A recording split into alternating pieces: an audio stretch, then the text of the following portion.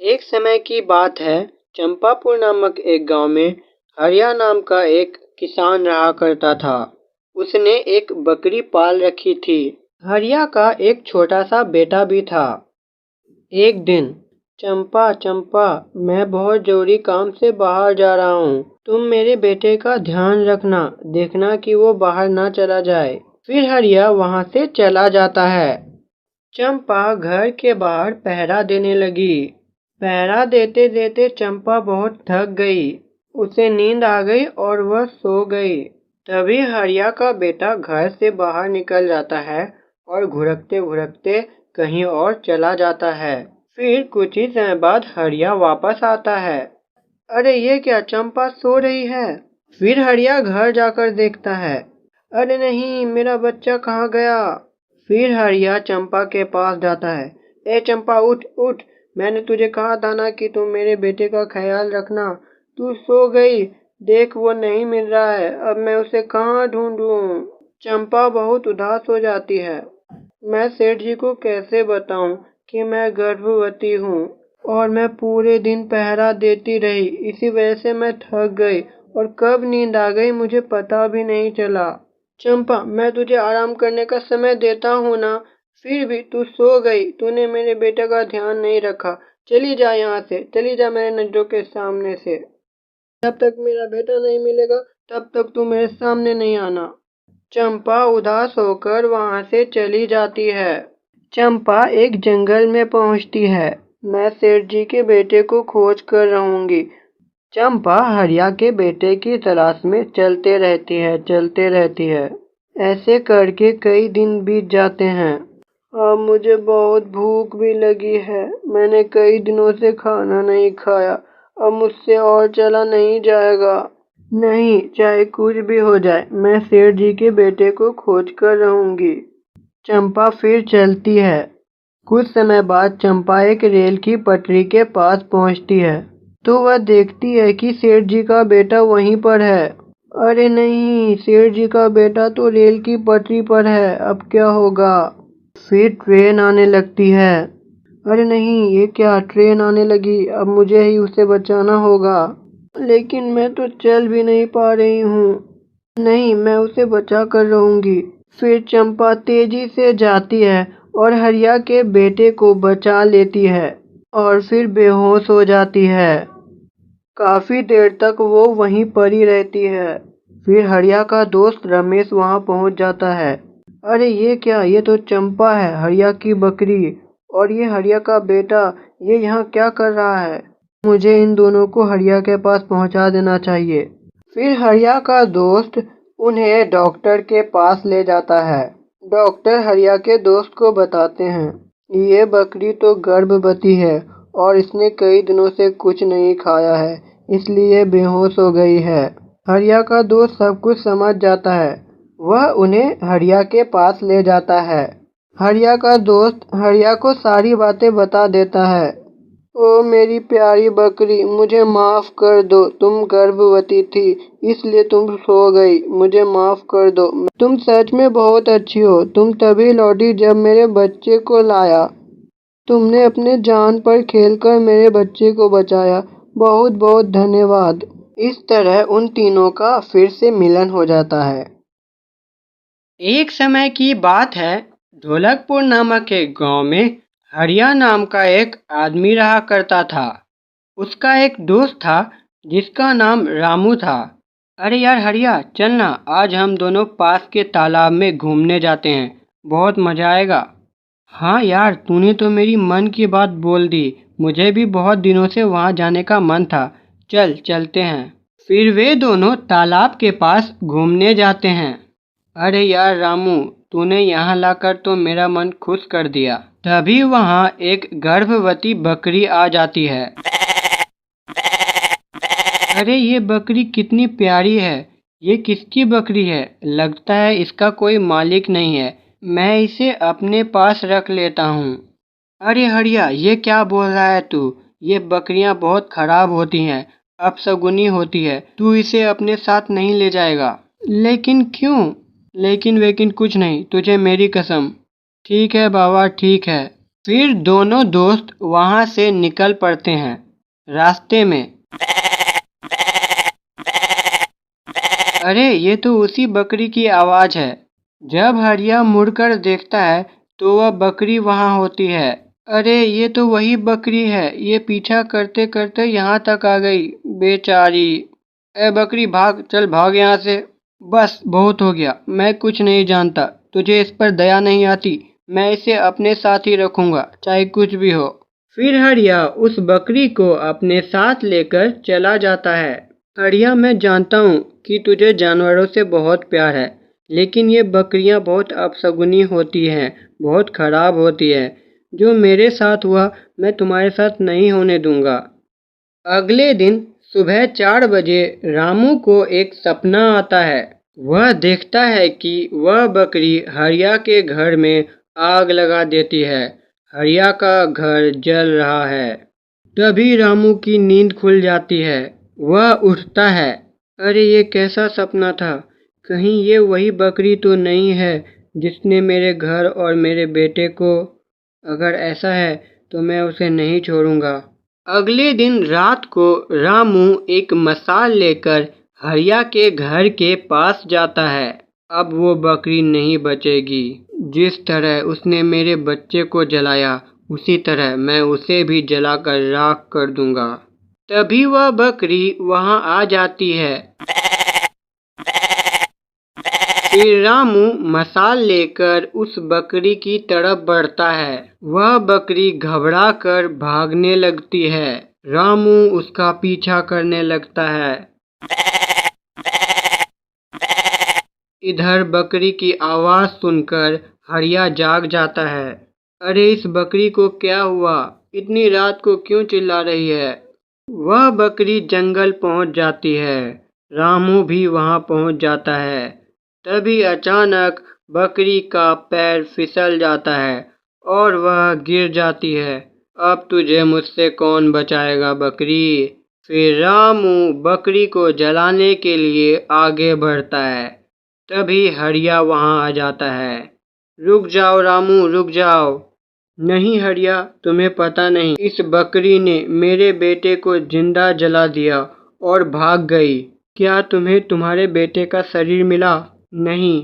तो तुम कैसे कह सकते हो कि वह मर गया? दरअसल उस दिन इस बकरी ने गलती से लैंप गिरा दी थी, जिसके वजह से तुम्हारे घर में आग लग गई। इसमें इसकी कोई गलती नहीं है। जो मेरे बच्चे के साथ हुआ उसका क्या? ये देखो, ये रहा तुम्हारा बच्चा। फिर रामू का बच्चा वहां आ जाता है। मेरा बच्चा, ये जिंदा है। हरिया, ये तुम्हें कहाँ मिला? इस बकरी ने मुझे इस बच्चे तक पहुंचाया। दरअसल उस दिन इसने ही तुम्हारे बच्चे की जान बचाई थी। बकरी डर गई थी, इसलिए तुम्हारे बच्चे को लेकर जंगल चली गई थी। हे भगवान, मैं ये कैसा पाप करने जा रहा था? ये बकरी तो बहुत अच्छी है। मुझे माफ कर दो प्यारी बकरी। एक समय की बात है। चंपापुर नामक एक गांव में हरिया नाम का एक आदमी रहा करता था। हरिया बहुत ज्यादा अमीर था। उसने एक बकरी पाल रखी थी। वह बकरी गर्भवती थी। गांव के लोग उसका मजाक बनाया करते थे। ये हरिया कितना बेवकूफ है, इतना अमीर होने के बावजूद भी उसने एक बकरी पाल रखी है। हाँ भाई हाँ, सही कहा तुमने। मैंने इससे बड़ा बेवकूफ और कहीं नहीं देखा। हरिया अपनी बकरी से बहुत प्यार करता था। चंपा, अरे ओ चंपा, कहाँ गई? तेरे खाने का समय हो गया, जल्दी आ जा। फिर वह बकरी वहां आ जाती है। आओ चंपा, ये लो, मैं तुम्हारे लिए बर्गर लाया हूँ, जल्दी से खा लो इसे। ऐसे ही हरिया चंपा को फास्ट फूड खिलाया करता था। उसी गांव में रामू नाम का एक आदमी रहा करता था। रामू बहुत गरीब था। उसकी भी एक बकरी थी जो कि बिल्कुल हरिया की बकरी की तरह दिखती थी। वह बकरी भी गर्भवती थी। चमेली, चमेली, ओ चमेली, जल्दी आ, देख तेरे लिए खाना लाया हूँ। फिर चमेली वहां आ जाती है। रामू उसे घास खाने को देता है। उसी गांव में चार्ली नाम का एक आदमी रहा करता था जो जानवरों को वश में कर सकता था। अब मैं उस हरिया की बकरी को वश में करूँगा ताकि मैं उसके सारे पैसे चुरा सकूं और उस हरिया को कानो कान खबर तक ना हो। एक दिन रात को चार्ली चुपके से हरिया के घर में घुस जाता है। फिर चंपा वहां आ जाती है। अकरी बकरी लकड़ी, मेरे बस में आ जाओ बकरी। लेकिन चंपा पर कोई असर नहीं पड़ता है। चंपा उसके बस में नहीं आती है। अरे ये क्या, मेरा जादू इस पर काम क्यों नहीं कर रहा है? फिर चंपा आवाज निकालने लगती है। अरे ये तो मुझे मरवा ही देगी, अब मैं क्या करूं? फिर चार्ली चंपा के चारों ओर धुआं फैला देता है। चंपा बेहोश हो जाती है। फिर चार्ली उसे लेकर चला जाता है। वह उसे एक कमरे में बंद कर देता है। अब तू इसी कमरे में रह और मैं अपने काम पर लग जाता हूँ। फिर चार्ली रामू के घर जाता है। तब चमेली वहां आ जाती है। अकरी हकरी चकरी, ओ बकरी मेरे बस में आ जाओ बकरी। फिर चमेली चार्ली के बस में आ जाती है। चार्ली चमेली को हरिया के घर ले जाता है। चमेली लग जा अपने काम पर। अगले दिन चंपा चंपा, फिर चमेली वहां आती है। चंपा, मैंने जो 1 लाख रुपए तकिए के नीचे रखे थे वो नहीं मिल रहे हैं, तुमने देखा है क्या? तुम्हें नहीं पता चंपा, कोई बात नहीं। वहीं दूसरी तरफ रामू। अरे मेरी बकरी नहीं मिल रही है, मेरी चमेली कहाँ चली गई, मेरी प्यारी बकरी कहाँ चली गई? तभी हरिया का बेटा वहां आ जाता है। पापा, हमारी बकरी को वो चार्ली चोर हरिया के यहाँ छोड़ आया है। मैंने उसे ऐसा करते हुए देखा। फिर रामू हरिया के घर जाता है। ये बकरी मेरी है, मुझे लौटा दीजिए। ये क्या बोल रहे हो तुम? ये मेरी चंपा है, ये मेरी बकरी है। नहीं, चार्ली चोर ने इसे आपके यहाँ लाकर छोड़ दिया है। ये मेरी चमेली है।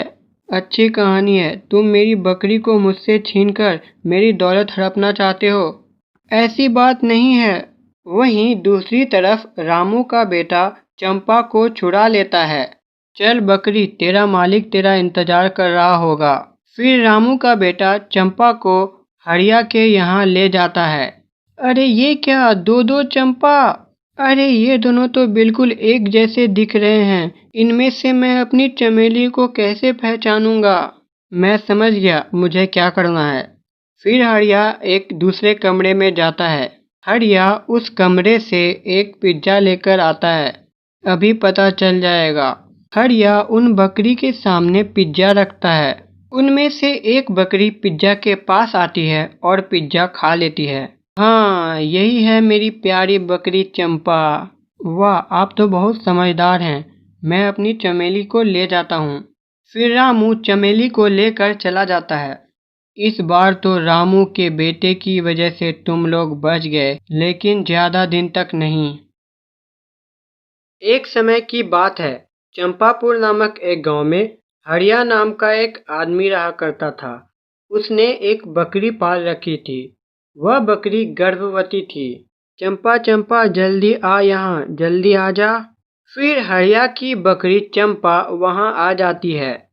चंपा, मैं किसी जरूरी काम से बाहर जा रहा हूँ, तू किसी को भी घर के अंदर मत आने देना। फिर हरिया वहां से चला जाता है। उसी गांव में एक ऋषि मुनि रहा करते थे। ऋषि मुनि ऐसे ही कहीं जा रहे थे। हरिओम हरिओम।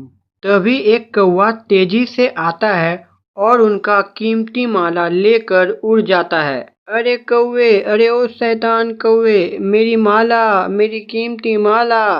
फिर ऋषि मुनि उस कौवे का पीछा करने लगते हैं।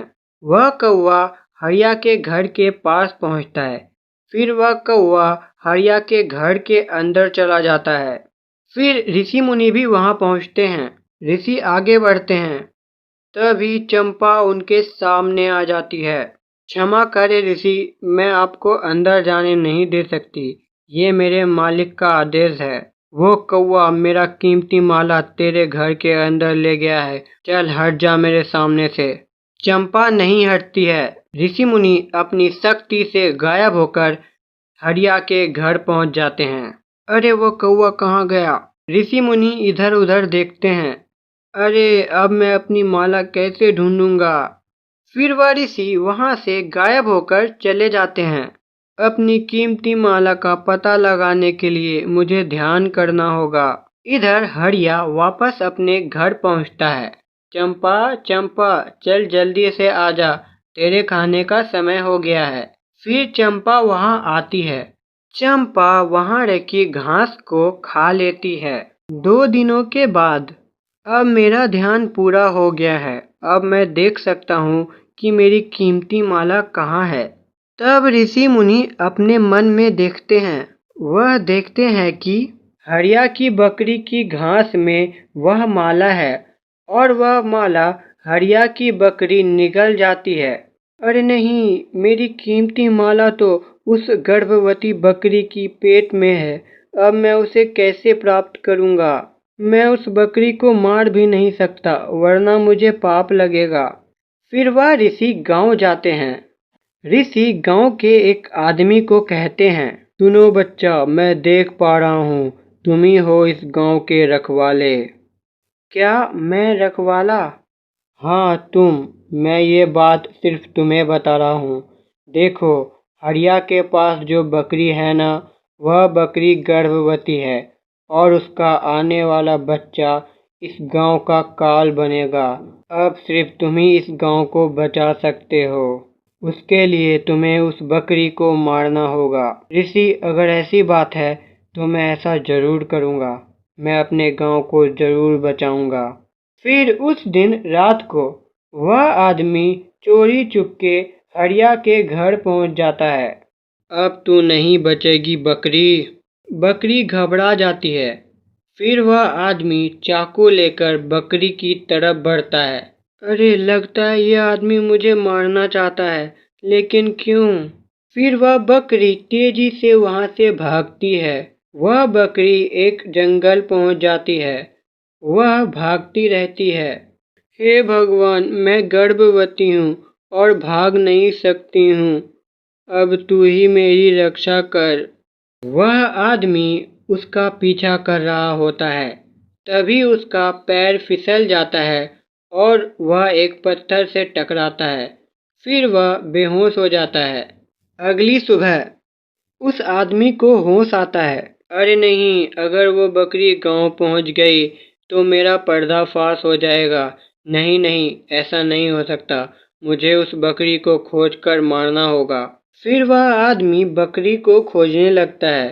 वह आदमी उस बकरी के पास पहुंचता है। अब तुझे कौन बचाएगा? हे ईश्वर, रक्षा कर। वह आदमी उस बकरी की तरफ बढ़ता है। तभी अचानक वहां चंपा जैसी दिखने वाली बहुत सारी बकरियां आ जाती हैं। वे बकरियां आवाज निकालने लगती हैं। अरे, इनमें से असली गर्भवती बकरी कौन है जिससे हमारे गांव को खतरा है? अब मैं असली को कैसे पहचानूं? तभी आसमान से एक माला गिरती है। अरे ये क्या? फिर आसमान से एक आवाज आती है। अरे मूर्ख, इस निर्दोष बकरी का क्या कसूर है? उस ऋषि ने तुझे बेवकूफ बनाया है। उसे तो सिर्फ अपनी कीमती माला चाहिए थी। जा, ये नकली माला उसे दे दे, वह इससे भी खुश हो जाएगा। मुझे क्षमा करे ईश्वर, अब मैं सब कुछ समझ गया हूँ। वह आदमी ऋषि के पास जाता है और उसे नकली माला दे देता है। वह ऋषि खुश हो जाता है। चंपा अपने मालिक के पास चले जाती है। किसी की भी बातों पर बिना सोचे समझे कभी भी भरोसा ना करें। एक समय की बात है, चंपापुर नामक एक गांव में हरिया नाम का एक आदमी रहा करता था। उसने एक बकरी पाल रखी थी। वह बकरी गर्भवती थी। उसका एक बच्चा भी था। चल चंपा चल, आज मैं तुझे और तेरे बेटे को डॉक्टर के पास चेकअप कराने ले जाता हूँ। फिर हरिया उन्हें डॉक्टर के पास ले जाता है। एक दिन हरिया के पास उसका दोस्त रामू आया। आओ रामू, आओ आओ आओ। हरिया, वो बकरी तैयार है ना? हाँ हाँ, बिल्कुल तैयार है, तू ले जा उसे। फिर हरिया रामू को उस गर्भवती बकरी का बच्चा दे देता है। रामू उसे ले जाने लगता है।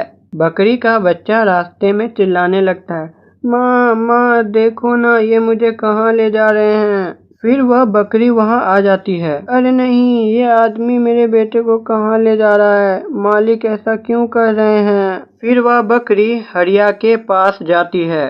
तू क्यों आई है यहाँ? तेरा बच्चा तो गया, अब वो यहाँ वापस नहीं आने वाला, कभी नहीं। फिर हरिया वहाँ से चला जाता है। क्या नहीं आएगा? मतलब नहीं, मैं अपने बच्चे के बिना नहीं रह सकती, मैं उसे खोज कर रहूंगी। फिर वह बकरी अपने बच्चे की तलाश में निकल पड़ती है। बकरी एक जंगल में पहुंचती है। मुझे मालिक से ये उम्मीद नहीं थी, उन्होंने ऐसा क्यों किया, उन्होंने मेरे बच्चे को मुझसे अलग क्यों किया। फिर वह बकरी अपने बच्चे की तलाश में चलते रहती है। ऐसे ही कई दिन बीत जाते हैं। इधर हरिया, मेरी प्यारी बकरी पता नहीं कहाँ चले गई, मुझे उसे सब कुछ सच सच बता देना चाहिए था। मुझसे और नहीं चला जाएगा, मुझे बहुत भूख लगी है, मैं अब और नहीं चल सकती। हे भगवान, अब तू ही कुछ कर। तभी आसमान से एक चमकता हुआ फल धरती पर गिरता है। अरे ये क्या फल, खाना खाना। फिर बकरी उस फल के पास जाती है और उस फल को खा लेती है। उस फल को खाते ही उसके अंदर ताकत आ जाती है। अरे वाह, ये फल तो कमाल का था, इसे खाकर तो मेरी भूख तुरंत मिट गई और मुझे बहुत अच्छा महसूस हो रहा है। फिर वह बकरी अपने बच्चे की तलाश में दोबारा जुट जाती है, लेकिन उसका बच्चा नहीं मिलता है। अब बस बहुत हो गया, मुझे बहुत गुस्सा आ रहा है, अब मैं मालिक को नहीं छोड़ूंगी। फिर वह बकरी वापस से अपने गांव जाती है। अब मैं किसी को नहीं छोड़ूंगी, पता नहीं क्यों मुझे बहुत गुस्सा आ रहा है। जैसे ही बकरी को गुस्सा आता है, वह बहुत बड़ी हो जाती है। अरे वाह, मैं इतनी बड़ी हो गई, लगता है ये भगवान द्वारा दिए गए फल का चमत्कार है। अब मैं इन लोगों को सबक सिखाऊंगी। फिर वह गांव वालों को परेशान करने लगती है और अपने मुंह से आग बरसाने लगती है। हरिया, पता नहीं तुम्हारी बकरी को क्या हो गया है, वह बहुत बड़ी हो गई है और गांव वालों को परेशान कर रही है। क्या मेरी बकरी आ गई? हरिया तेजी से बकरी के पास जाता है। चंपा, मैं यहाँ हूँ। मालिक, आ गए आप, अब मैं आपको नहीं छोड़ूंगी। चंपा गुस्से से हरिया की तरफ बढ़ती है। तभी हरिया का दोस्त रामू उस बकरी के बच्चे को लेकर वहां पहुंच जाता है।